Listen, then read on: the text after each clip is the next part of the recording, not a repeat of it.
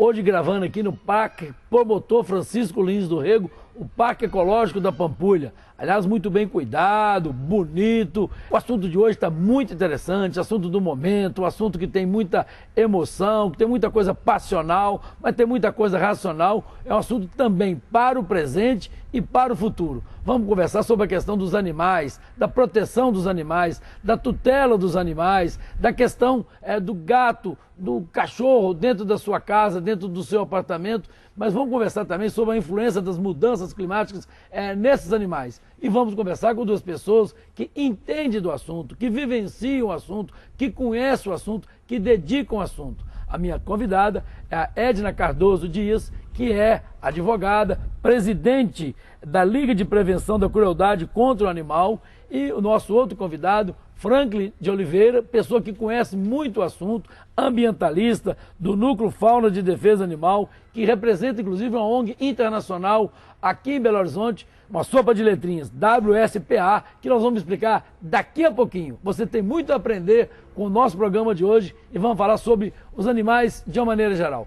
Edna Cardoso Dias, em primeiro lugar, obrigado a você pela presença no nosso programa. Eu que agradeço o seu convite, que me dá mais uma vez a oportunidade de falar dos animais. Meu prezado Franklin Oliveira, obrigado a você pela presença no nosso programa. Olha, muito obrigado, Ronaldo, pelo convite. A Constituição está completando agora 20 anos, né, já que ela foi promulgada em 5 de outubro de 1988.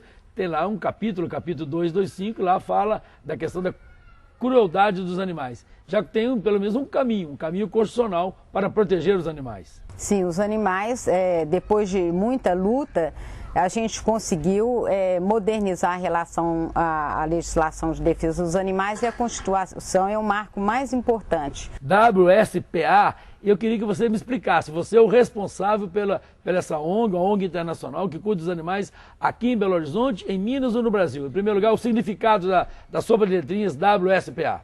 World Society for the Protection of Animals, que é a Sociedade Mundial de Defesa de Proteção Animal.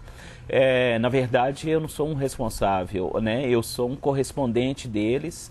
Existe um escritório no Brasil e eu sou um correspondente em Minas, e a gente indica, né, convida aquelas ONGs que têm atuação no estado de Minas Gerais a estar se afiliando e a gente criando um núcleo, um corpo de ação em defesa dos animais. E, Edna Cardoso, a nossa OAB, Ordem dos Advogados do Brasil, tem uma comissão de meio ambiente, tem outros grupos que também a OAB lida com esses animais. Sim, eu sou presidente da Comissão de Direito Urbanístico e trabalho com várias frentes, e uma delas é um grupo que se reúne em defesa dos animais. Eu tenho informações, Frank, que você cuida de alguns animais e esses animais podem ser adotados por algumas pessoas. Conte para nós essa sua experiência profissional, que é muito rica.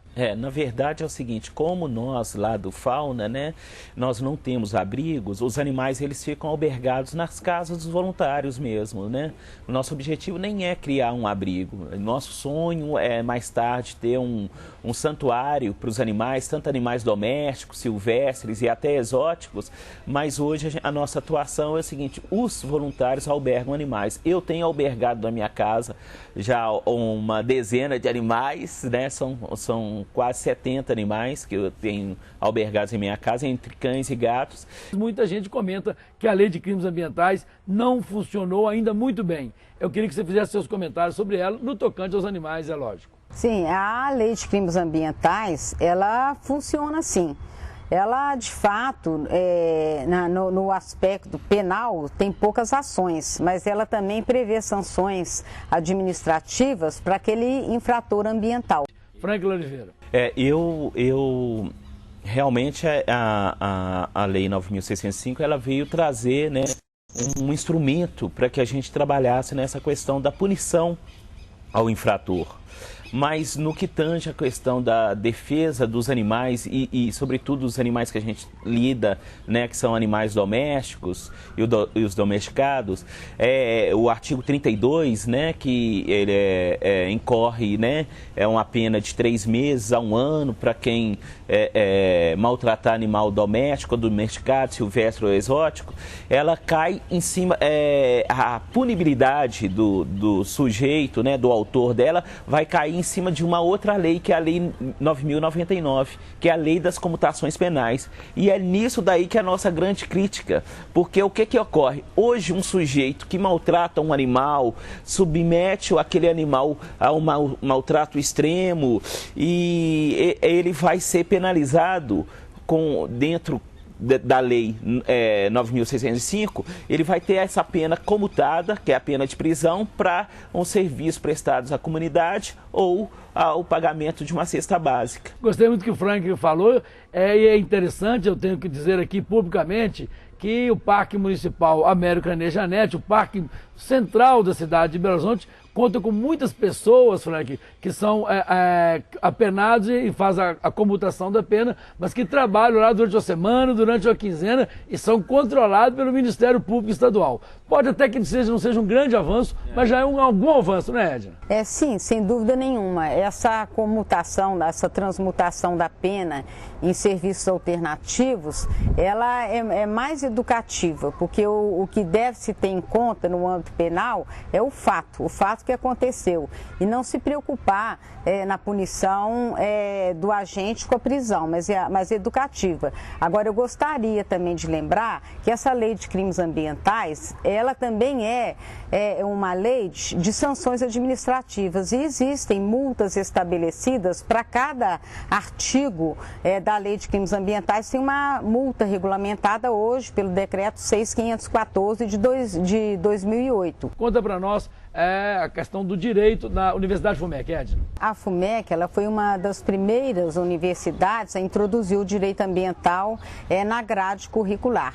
E isso foi uma posição avançada e é uma matéria que tem grande aceitação, inclusive no mestrado de Direito da FUMEC também tem essa matéria. Eu sou professora titular, os alunos têm grande interesse, é um mercado de trabalho que cada vez está se abrindo, porque o direito ambiental é um direito preventivo, então tanto tem serviço ou modo de atuar nos conselhos, acompanhando leis, como preventivamente assessorando as empresas, na certificação e até mesmo depois de ocorrer o dano. Muitas pessoas apreciam, por exemplo, o Jardim Zoológico, que aliás é vizinho daqui. Mas vocês que estudam o assunto, conhecem melhor do que a gente, qual que é a visão, qual que é o conceito que vocês têm de Jardim Zoológico? Hoje eu entendo que, infelizmente, o Jardim Zoológico é um mal necessário, infelizmente.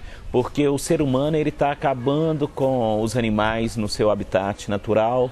Você vê que nas savanas, né, vários animais estão em risco de extinção, os leões, os felinos, os paquidermos, os elefantes, o próprio hipopótamo, né, vários animais estão entrando em risco de extinção. E o zoológico tem sido um refúgio. E eu acredito que é o seguinte, um dia o ser humano vai entender a importância dos animais na Terra, mas eu acredito que ainda, infelizmente, os zoológicos haverão de existir, mas eu acredito assim que de uma maneira em que a qualidade de vida, o seu habitat seja reproduzido em fidelidade. Edna, a questão da castração e o controle populacional dos animais, qual é a posição de vocês? Controle dos animais domésticos, nós achamos que ele é muito útil no sentido de evitar o crescimento da população e que o controle populacional deveria ser uma política humana também. Mas já na questão dos animais silvestres, nós achamos que a forma melhor de preservá-los é a conservação do seu hábitat, o estabelecimento cada vez de mais áreas protegidas, cuidados para que também o aquecimento global ele não progrida. Franklin Oliveira, obrigado pela presença, parabéns pelo seu trabalho. Edna Cardoso Dias, obrigado pela presença, parabéns pelo seu trabalho. Eu quero dizer que das coisas que mais me satisfez na administração, eu comento pouco o assunto da administração aqui, foi por um trabalho perseverante da minha parte, o prefeito Fernando Pimentel, escutando os movimentos que protegem os animais em Belo Horizonte, destruiu fisicamente a câmara de gás que matava de uma maneira covarde os cães e gatos aqui de Belo Horizonte. Essa marca eu fico satisfeito que agora pelo menos as coisas melhoraram um pouco, mas melhoraram. Fique sempre conosco, semana que vem tem mais.